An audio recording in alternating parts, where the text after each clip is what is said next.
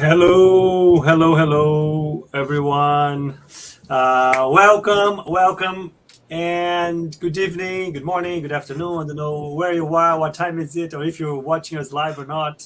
But in anyways, welcome to another time to talk. My name is Rafael Caldas, and I'm co-host of this little initiative to talk about mediumship every couple of weeks. I'm here with Faye, my official co-host, and we have a super special guest. Munir is here with us. Very special Woohoo! guest. Thank you. How are you doing, Faye? How are you doing, Munir? One at a time. Right, thank you. How are you?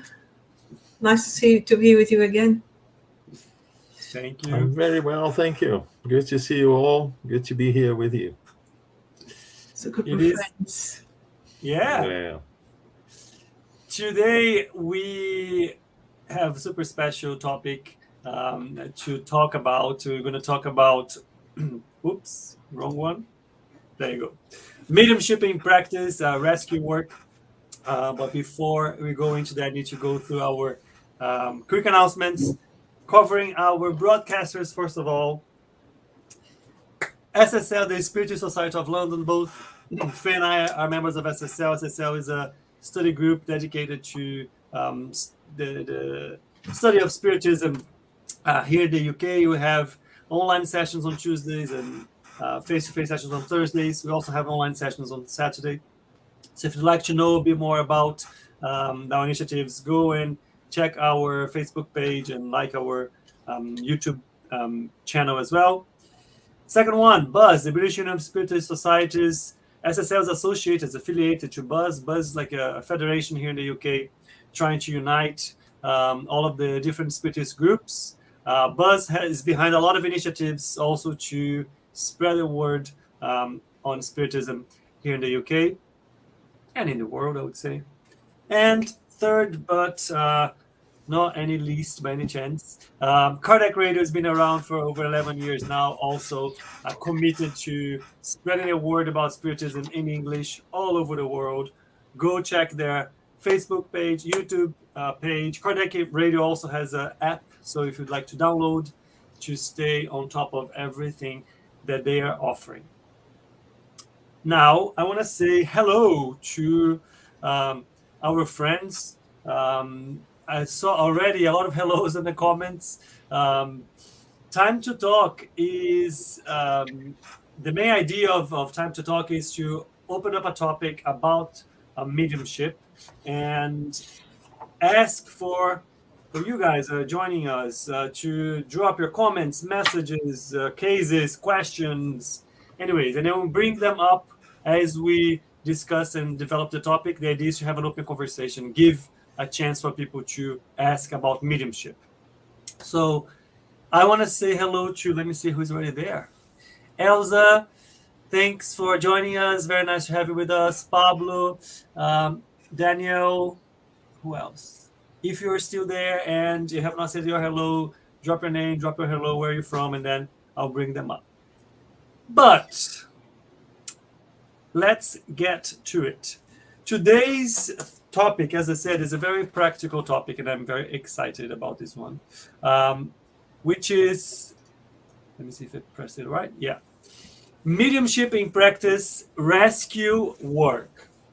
And I always like to start the conversation thinking about why are we bringing this topic, right? I think Faye and I were talking last time in terms of what kind of direction should we go with the Time to Talk, what kind of subject would be more interesting to bring, and we got to this one.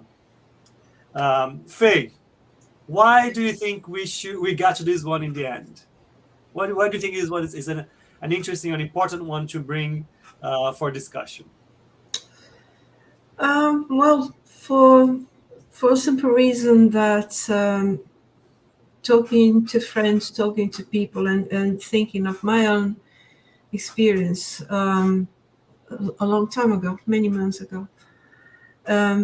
There's always, whenever we talk about all the teachings and all the doctrine and all that, it's all beautiful. But whenever that there's very little is said, or there's very little opportunity to know in practice what exactly happens. I think we get more of Hollywood about it, more of imagination and fancy about this kind of work that's absolutely beautiful and necessary, but very little chance to actually deal with it, to face it and say and tell people what it is, what it involves, why it's done that way, and especially when people talk about a spiritist center, a spiritist meeting. There's a lot of there is some mystery there. Say, well, if I go there for the first time, what can I expect? Is that going to change my life? Is it going to affect me? Am I in any sort of danger? Am I going to be transformed? It's not like Hogwarts, but what is it like? What am I going to see there? Yeah. Is it scary? There's definitely an element of a curiosity, a lot of curiosity around those sessions. Munir, why do you think this is a good topic for us to start the chat? Yes, it's very important because it gives us, a different perspective regarding mediumship. Because mediumship is known by so many people, even those who don't believe in it, but somehow they, accept mediumship, even if it is to criticize it and to say, no, all this is rubbish. But, to a certain extent, they are giving some value to mediumship. But as we go deeper into the faculty itself, we see the very important purpose in it. I'll bring the example of Allan Kardec. He didn't believe in the spirit. He didn't believe when they told him about the turning tables, which were very famous at his time. And until he saw it, until he realized how meaningful it was, then he wouldn't believe in that. And once he realized that, he went in depth into the subject. He studied it. So he started to receive instructions from the spirits through mediumship, to a point that today we have these books which are valuable to us. They are a treasure to us regarding life in the spiritual world. And rescue work is a very important work within mediumship. And as you two guys said, few people understand the purpose of it. Because some people, they are even mediums, they work with mediumship, but most people expect to develop their mediumship, to talk to or to receive message and instruction from evoked spirits, enlightened spirits, or on the other hand, they want to have some sort of benefits from their mediumship in material terms. But when it comes to rescue work, it is very important because we're giving the opportunity to those of us who return to spirit actually to recover from a situation that they got themselves into when they are there. Because while I'm here, it's very easy to say, oh, I don't believe in that. I don't believe in survival. It's rubbish. When I die, I'll see if, it's true or not. But once you've gone through that door, you are on the other side and you realize, it's real and you find yourself in a mess. So rescue work is very important. And to those of us who are here, still here in the physical body, in the physical world, it is an opportunity to learn, to improve ourselves in so many aspects, even the way we see our life here, while treating others that perhaps will be us in a few years. Who knows? Tomorrow, we don't know when our due date is. So it is very, very important. Yeah. I like two things that you and Faye touched upon that I think is so interesting, because where people usually get interested or end up looking it up or going to investigate about mediumship, which comes from a place of curiosity, sometimes a bit of afraid of it, but still curious about it, and even from a place of skepticism, which was Kardec's case, and how it is okay to, in the initial, I guess, contact with mediumship or spiritism to be how can I say, to be teased by that curiosity. But actually, as soon as you start looking to with a bit more seriousness and a bit more detail, it doesn't stop there, right? I think the value comes from once you get exposed to it and you start investigating and so on, is what is the purpose of this? How do I use this? Why is this important? Why is this available? Why is this a thing? So that one, I think it's a very interesting, common aspect of when people first start talking or researching or investigating about mediumship. Before we go further in, I want to ask everybody online if, again, we're talking about mediumship in practice, and we're talking specifically about rescue work. So I want to hear comments, questions, whatever comes to you in terms of, is there anything they would like to clarify or discuss or share, or questions or habits for this type of work specifically? Type them in. I'm going to try to bring them up as we talk about it. So I want to go back to Faye, and I want to ask Faye. Faye, can you describe to us a little bit what rescue work is? What is rescue work? How does it work? Well, I was going to pass the question on to Munir. You can pass if you want. Yeah, well, I was just thinking of,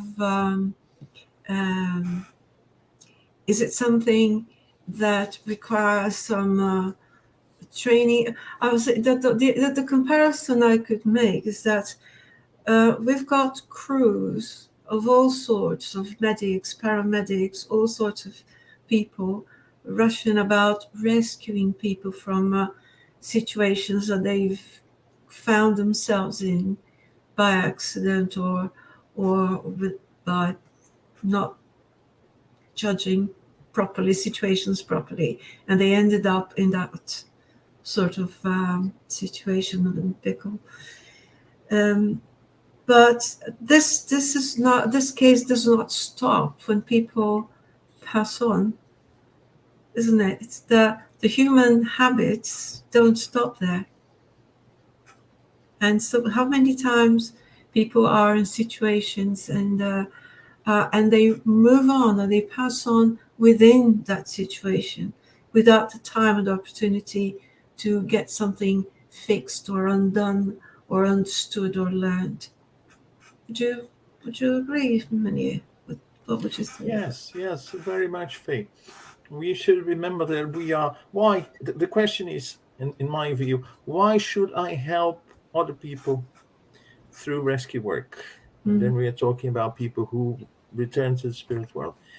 Because we are more or less the same. Today they are in this situation, and we are on the other side having the opportunity, because it is an opportunity for us to help. It's not that spirits, enlightened spirits, those in charge of these groups, coordinating the work, that they actually need us individually. They are offering us an opportunity to be part of a team, so that tomorrow we won't be queuing up to receive, to be part of another rescue work. And we should bear in mind that in life, Providence uses us to get help to others, and for us to receive help as well. Because sometimes we think we have, direct intervention from the higher realms, but we should bear in mind that no, why receive directly if we have people around us who could benefit by helping us and receiving our help as well in the form of exchange. So life is exchange. So this is a great opportunity. And we should see those there, just like us yesterday, who were they were still here. So it's a way of giving comfort, is a way of helping. And by helping other people, we help ourselves as well. Right. As a question that I've heard before, it's like that. All right. Now, assuming that, well, we don't assume, we know that there are higher entities, higher spirits, people are more knowledgeable more experienced on the other side, on the other dimension. And the question then is, well, then why us? Why do we here? How can we here rescue? Wouldn't they be better assisted over there? You pretty much are on pair with Guilherme. Guilherme just sent a question to us, which is, why the benefactors need the medium participation to perform rescue work, right? I would say there's a strict connection there. Yeah. Great question. I'll let Munir. Yes, absolutely. Give it a go. A key question. Yeah. So, what do you think, Munir? Yeah. What I see is that, well, first, because they somehow can use the energies that we have on the physical level. So these energies are very important to treat the spirits, because the energy, the type of energy that we have is very close to what they had before returning to the spirit world. So it's like going to an environment where everything is familiar to us. So it's easy for us to place ourselves in there. Oh, I know these, I know that, this kind of a thing. And the other aspect is also for us to develop in this work, the work of helping others. We are not only healing ourselves, but we are also having an opportunity to make good use of a faculty that is under development for the whole of humanity. I'm not talking about one particular person, but mediumship. The faculty is organic, so it is developing as our physical body develops as well. So it's also an opportunity for us to do something good while developing a faculty. And on the other hand, the spirits can use this. Could they treat spirits in a different form? Yes, they could. They wouldn't be, how would I say, they wouldn't be relying only exclusively on us, the good spirits, the enlightened spirits, to do the work. So they use this opportunity to help everybody. Yeah. Those who offering themselves to be part of this work, and also those receiving it as a treatment. And as I said before, also in terms of energy, it's very beneficial for the spirits to treat them, because it gives them this type of environment, in inverted commas, that they are familiar with. Denser energies and this kind of a treatment they need. I want to expand a little bit on that part, because we read that a lot in the books that talk about mediumship, that think about once you're disconnected, once you're on the other side, and you start to experience things and live your life, or relieve things, or suffer things, or even influence others, engage in specific activities that maybe are not helpful for you, maybe not helpful for others. By using a medium, as Munir was saying pretty well, the spirit is kind of forced to reconnect with the dense matter of a body. They're not taking over the medium's body, right? But they are still connecting to a dense, very dense body. And through that, their senses also kind of receives a bit of a shock, a bit of a shake up, in terms of remembering things that they felt, how they felt, being able to move away from specific projections that they might have put out there in terms of how they are seeing themselves, and be able to look at themselves from what they really are and how they really are in their bodies, in their sufferings, in anything. So there's an element of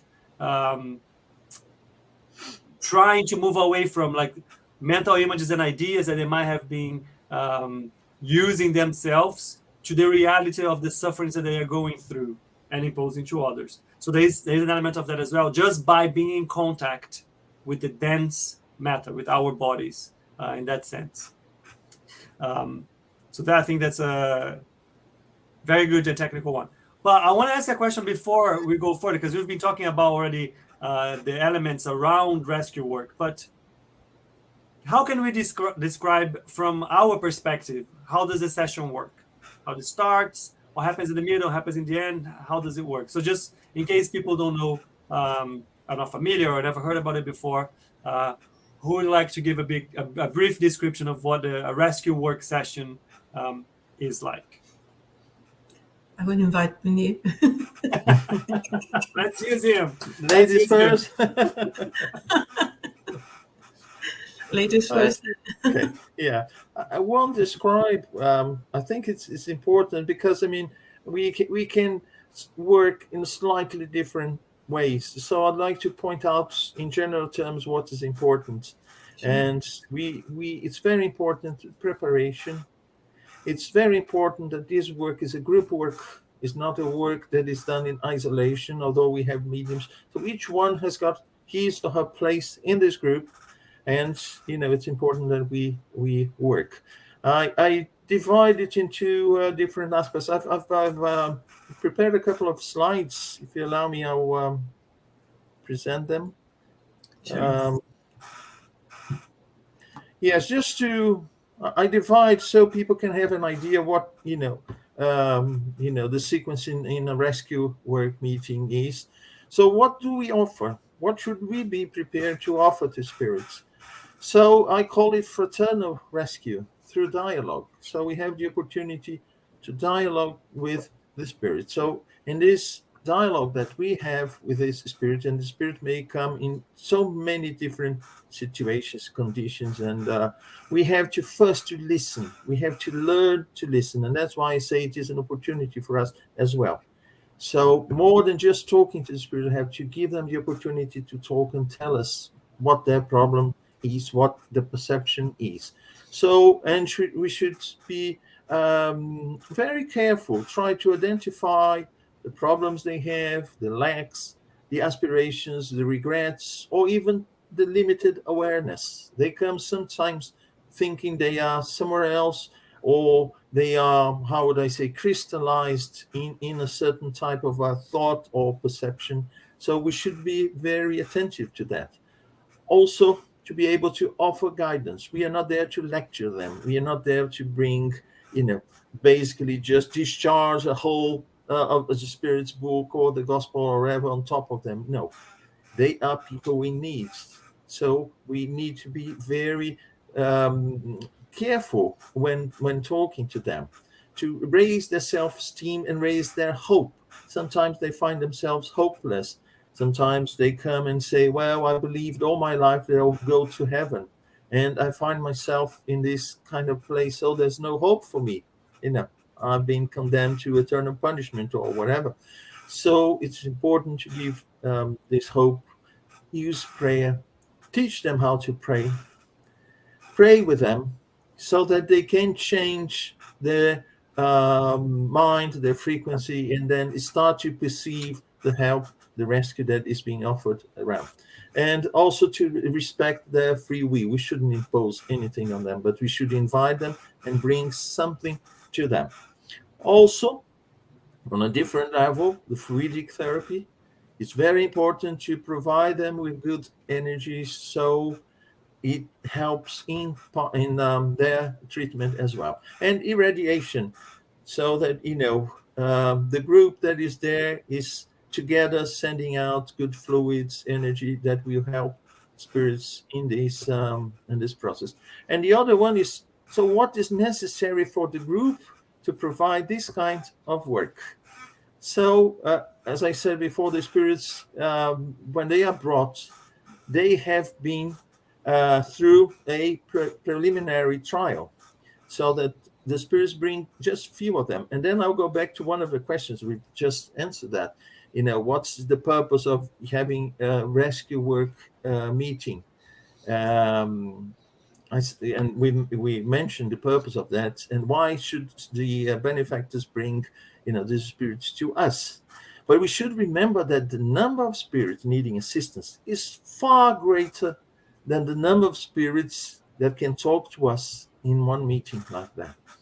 So it's not just those talking to us, who are very few, will have this opportunity, but the work is much larger. It goes beyond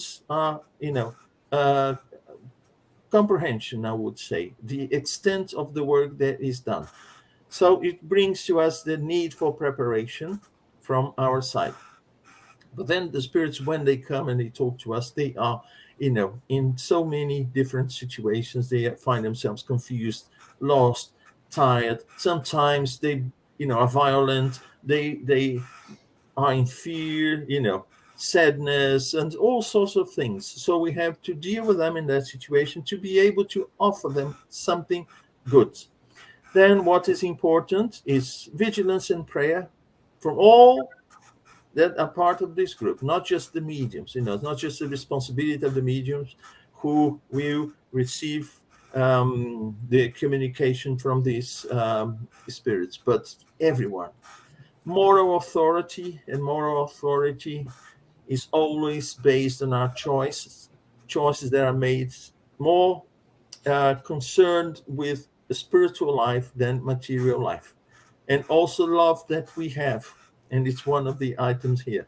The confidence in the team. It's important to be in a harmonious team where you trust everyone who is part of the team, that you like everyone who is there. It's not as you say, oh, I'm in this group because I don't have a better one, but I don't like so and so. And no, it's important to have harmony, to have discipline, not just discipline in terms of time, but discipline in terms of, good habits, keeping to them, doing things that need to be done and done properly. We see many spirit guides telling, the mediums that, well, you need discipline first, discipline second, and discipline third.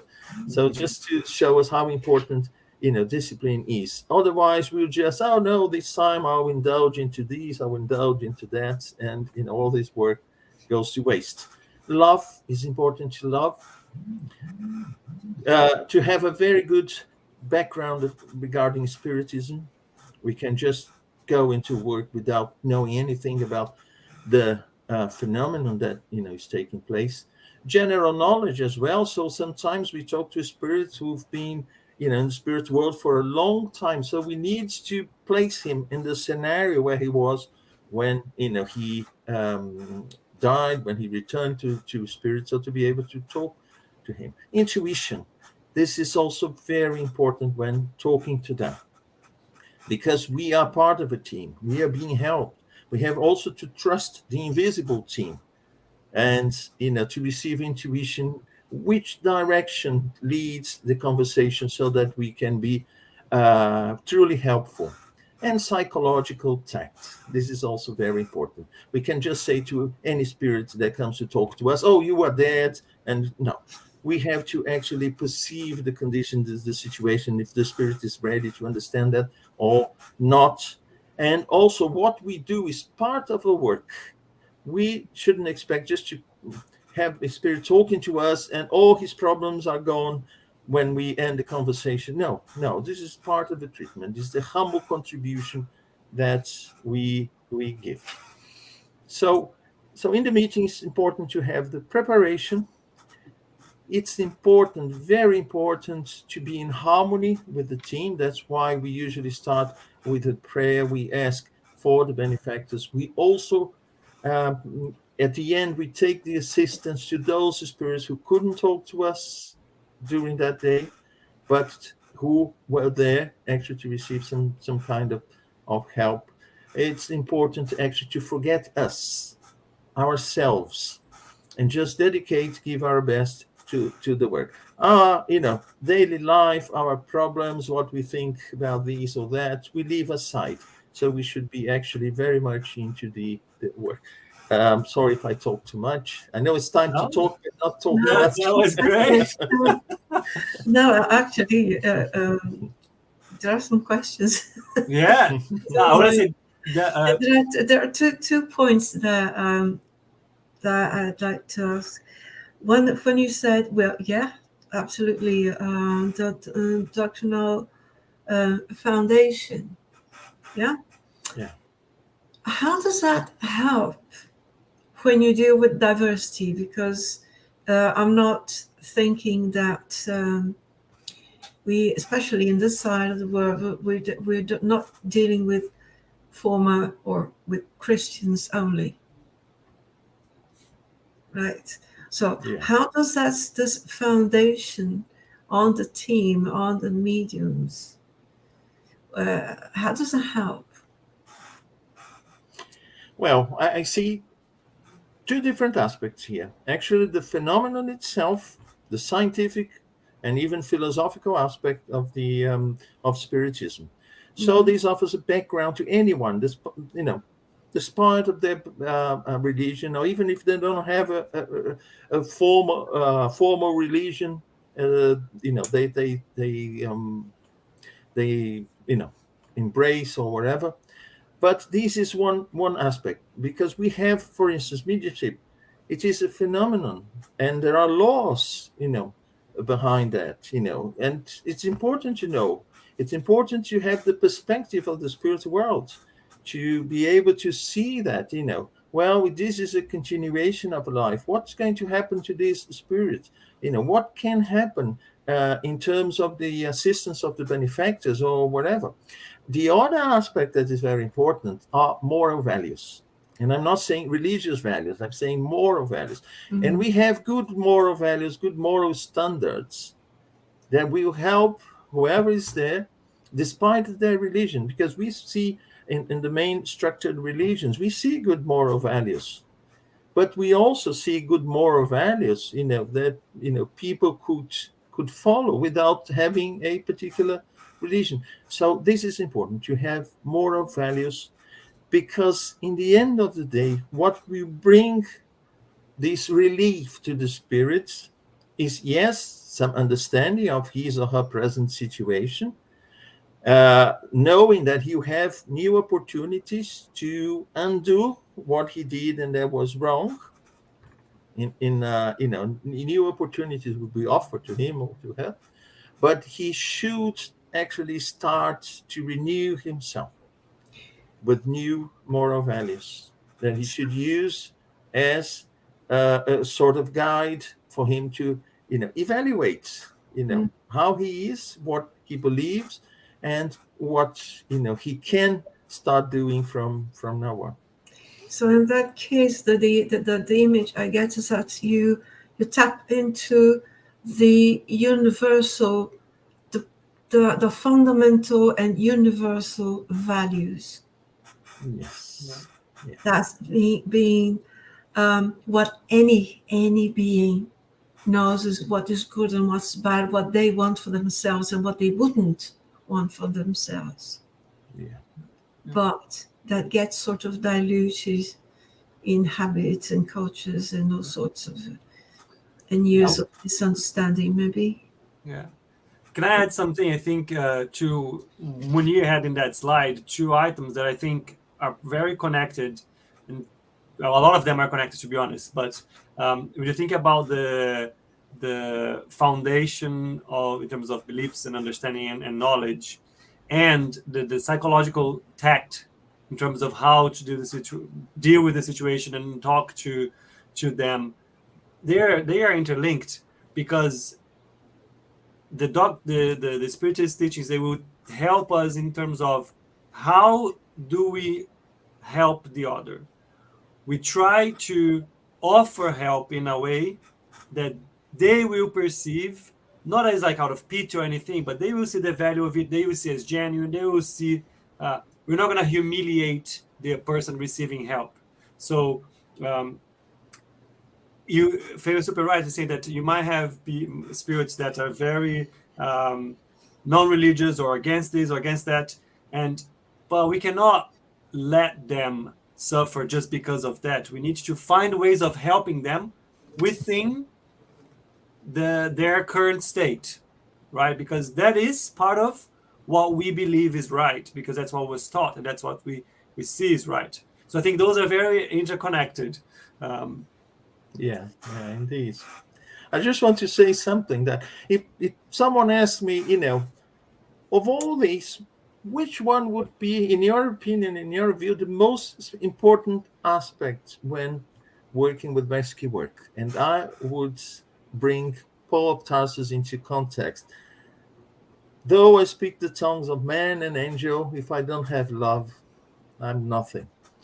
So love towards your fellow being, love is the most important aspect.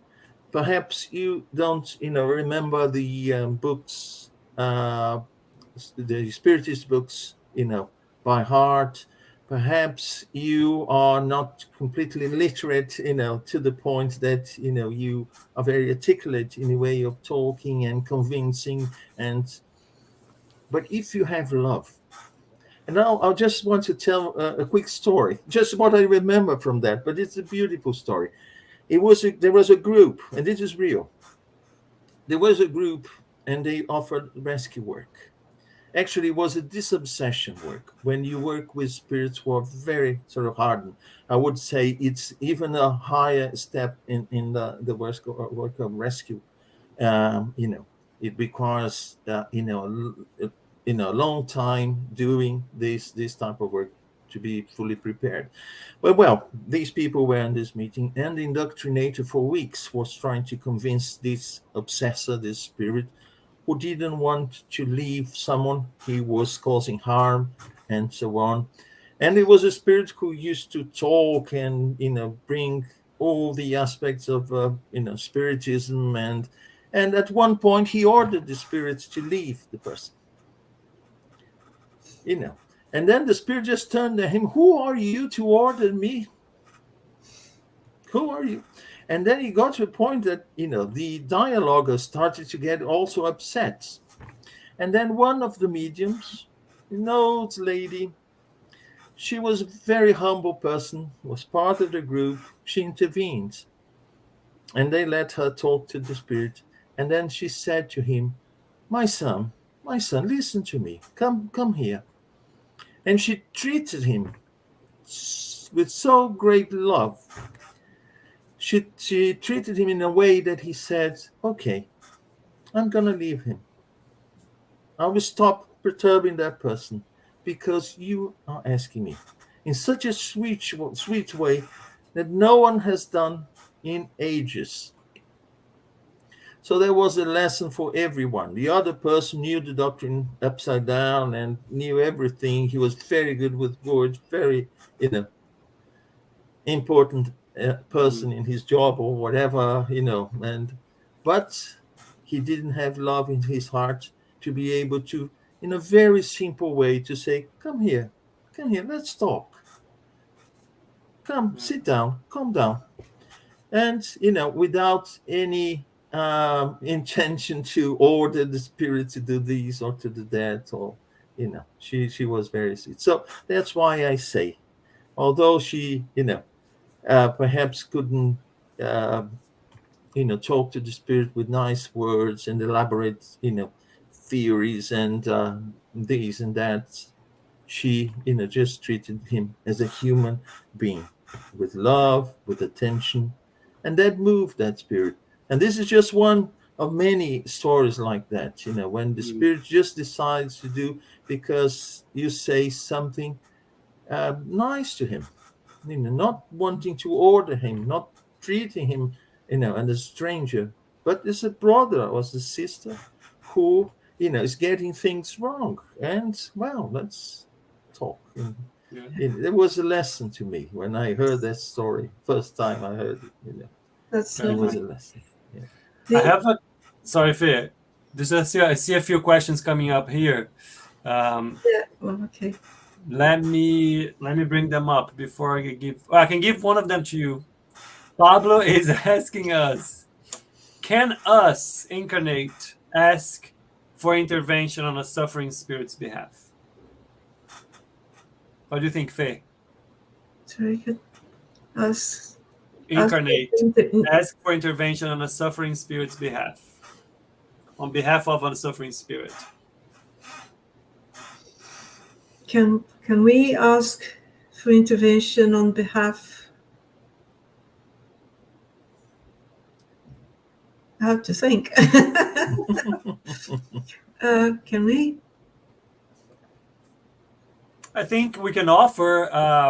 I think any intervention can be asked on behalf of anyone. I think we can offer prayers, we can offer ideas, we can offer intuition or from ourselves, right? If you think about them and so on.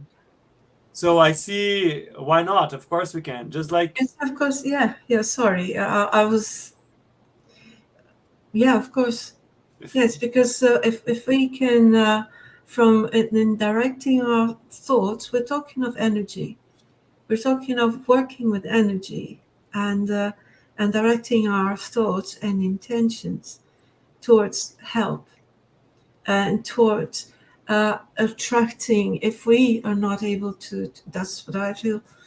If we personally are not able to help, we can also try and connect to somebody who will be closer by to that person, to that spirit, and offer that spirit the assistance he or she needs. Yeah? Definitely. Does I make think sense? we should always, I think an easy way to think about those situations is think about we are all spirits. We are all in the same kind of game, let's say it, regardless if we are on this side or the other side. So can I ask for help for a friend? Yes. Then I can ask for help for a friend regardless of which side they are in. I have a few more questions. Let me bring them. Guilherme, when you were describing about the rescue work and the value and how it works and what we offer, he asks, am I right to say that this type of work is a kind of ER of the spiritual world? Yes, I see. Yes, yeah, I see that way. I see that way. But what we do is basically we are at reception because most of the work is done on the other side. But our contribution is valuable. Yeah, we because we still full of imperfection. That's why I say it's important what we do. Yes, it is important, but it's basically important for us as well. Because it is an opportunity. But on the other hand, it is huge work that is done, and our presence there, our participation also counts. But yes, I see it as a huge ER. In that case, can I just connect to this question? Yeah, yeah. Because that's what I was thinking in those lines, Guilherme, and say, well, how in what way you mentioned general knowledge, yeah? In what way, in practical terms, does general knowledge is valuable to you, Munir, for example, when you're doing the reception, the triage work of ER? How does general knowledge? Yes, I think yes, it helps because we can understand, the condition that the spirit finds itself due to. For instance, sometimes in this type of work, we get people from, First World War. For us to understand what the spirit is going through, I think it is important to have. It's not essential, but it is important to know about the situation. So when the spirit describes what his situation is, what he went through, so at least we can create a picture, and it helps us to find a way, a very effective way to help that spirit, or to give a contribution towards offering some help. Because it's not just the work that we do. The work that we do, yes, is important. Yes, it's part of it. Especially when we talk to the spirits, we also send out, we dress our words with a denser fluids. And it's like talking to, you go to a completely different country. Everything is different there. Food, the way people dress, habits, and everything. And then after a few days there, you find yourself a bit lost, out of place, and then you meet someone from your country, home country. Oh, wonderful. Oh, tell me that. Oh, explain me this. Explain. Oh, I see. Okay, now I understand.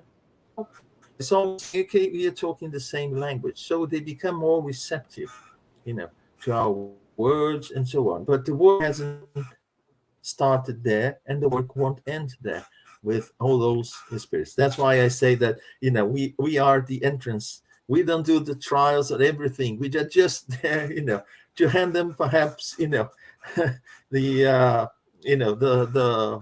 the file that I'm going to fill in or something like that. No, just kidding. But we have an idea of a historical background and geographical background. Yes. At least we can understand the language, what they say, the things they refer to. Yeah. I have one more question here from Guilherme as well. That one I'm interested in here the answers. His last one is because Munir was mentioning about discipline in many aspects, right? We're talking about discipline of your thoughts, of during the meeting and so on. He was also talking about the discipline of how you take care of your mental and physical well-being before the meeting, the days before, not only just in that moment, but anyways. And he was also talking about the moral fortress that you need to have, and that also comes from the discipline of your thoughts, your life, your actions, your decisions, and so on. So that was a big word, discipline, in many layers. Guilherme asked the following. What happens when the medium that's supposed to attend this meeting, for a reason or another, cannot attend the meeting? Who wants to go first? Shall I wear the hat?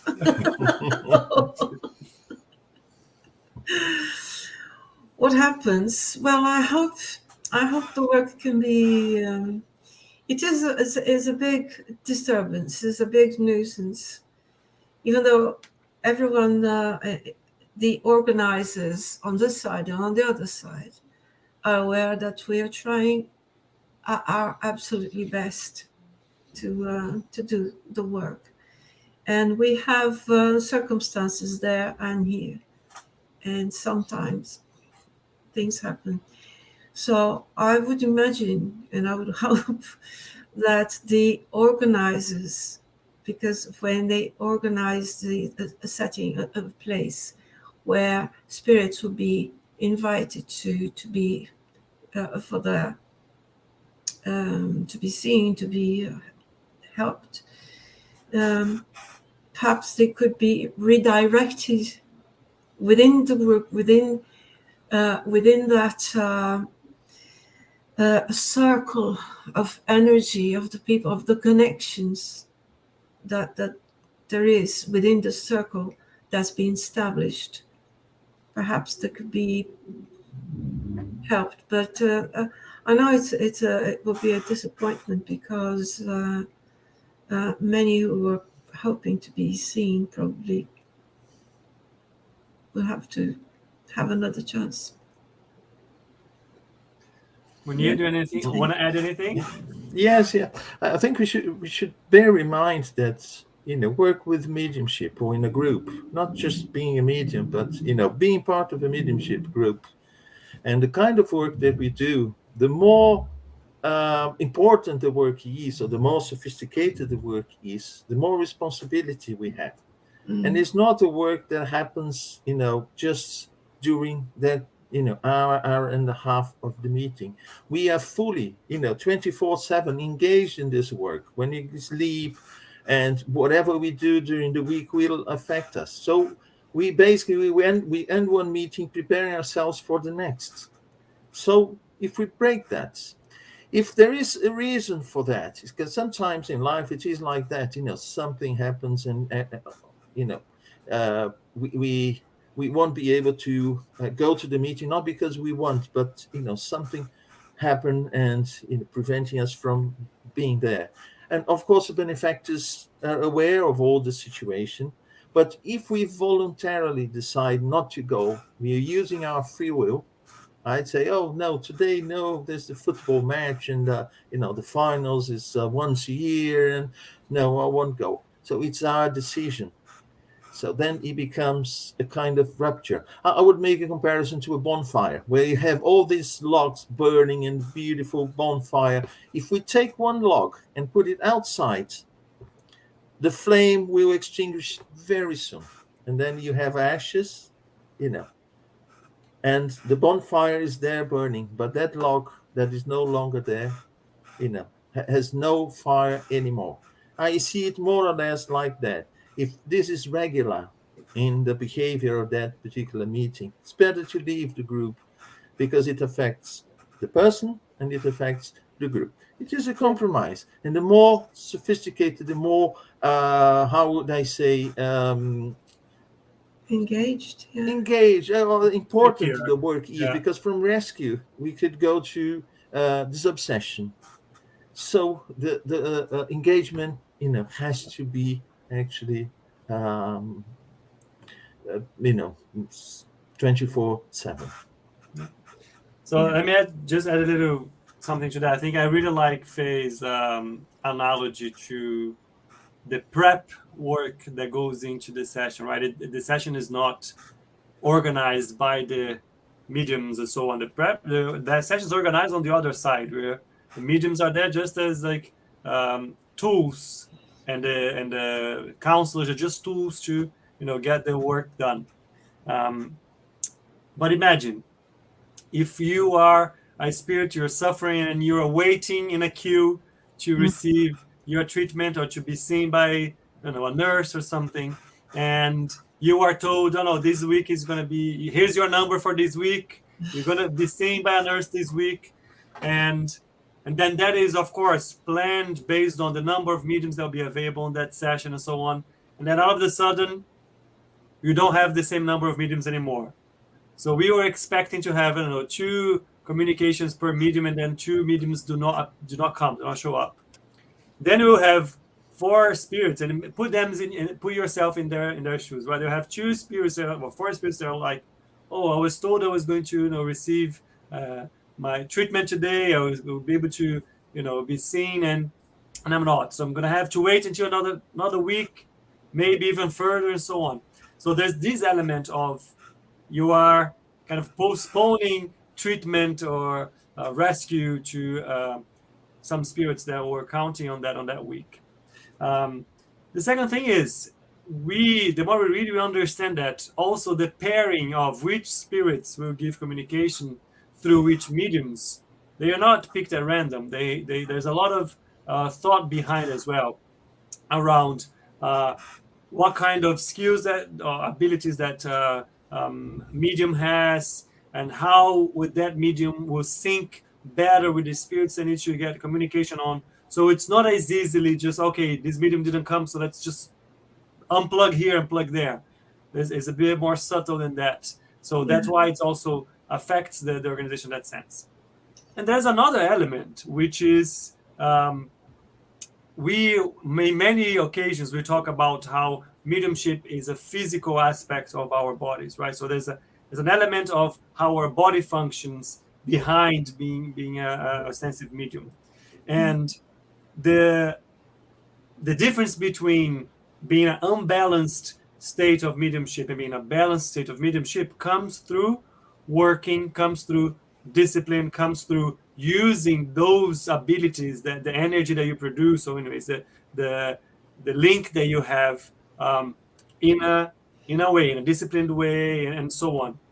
If you all of the help that you are receiving as a medium when you are working, if you cut that help, you're also putting yourself in a situation that you need that type of work to be under balance, to be under control, to understand how things work, to control that into a position that you might not be able to as much. So there's also a physical aspects that could impact the medium. They could end up suffering a bit more on that sense. Right? Good question, Guilherme. Yeah. So there are, like in everything, there are always at least 2 sides to everything. One thing is talking about attitudes that will be frivolous, irresponsible, and they have their way. The other thing is is dealing with things that because we have commitments on both sides. Yeah. As mediums, we do have commitments on both sides. Yeah. And but Jesus says to Caesar what Caesar's. Yeah. Yes. So it also doesn't help anyone if a medium neglects one side, neglects this material side, that's going to add up and become a burden, that's going to disturb the work on for the rescue anyway. So they're not very simple decisions, but I think they have to be well balanced. Yeah, definitely. And have to be logical and balanced, assuming that people are behaving to the best of their ability, to be loyal, to be sensible, and Yeah. Very good, Faye. Very good point. I just checked our time, and our time is up. So I want to quickly just go to announcements before we say our goodbyes. Quickly, before I close, let me share my screen again. There you go. These are the announcements we have for the coming weeks. If you'd like to join us, we have on Mondays Astro City Studies. We have the details here. We use the Zoom details to plug in. Feel free to join us. Every Wednesday we have Spiritual Light with a specific topic every week and different guests every week. We have on the 13th of May, the Cardiff Spiritist Gathering coming up. So if you'd like to see more details, go check their Facebook page. It'll be a very interesting get-together.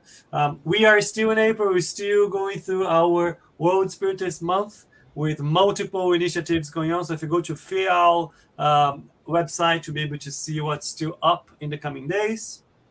Every Saturday we have the Mediums book studies. So if you'd like to join us as well, here are the details. You'll feel free to come in with 10:30 a.m. UK time. And we have a new announcement here today. And if Faye is going to join the multiple initiatives that we are having, actually Munir is the one hosting. Every month this year we are dedicating time to learn a bit more about Gabriel Delan and his work, and the first Sunday of every month. And on May we're going to have Faye talking about researches about mediumship. So it is in a couple of weeks. Keep tuned in and don't miss out. Those were the announcements I had. I thought it was great today. Great questions, great comments. Love to have you with us, Munir. It's always a pleasure for us. Thank you. I'll let you, any final words they would like to share before we close?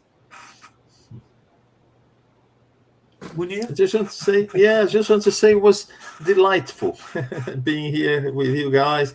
The questions that Guilherme and others place here for us, and it's very nice indeed. This hour went by very, very quickly. It's a very interesting subject.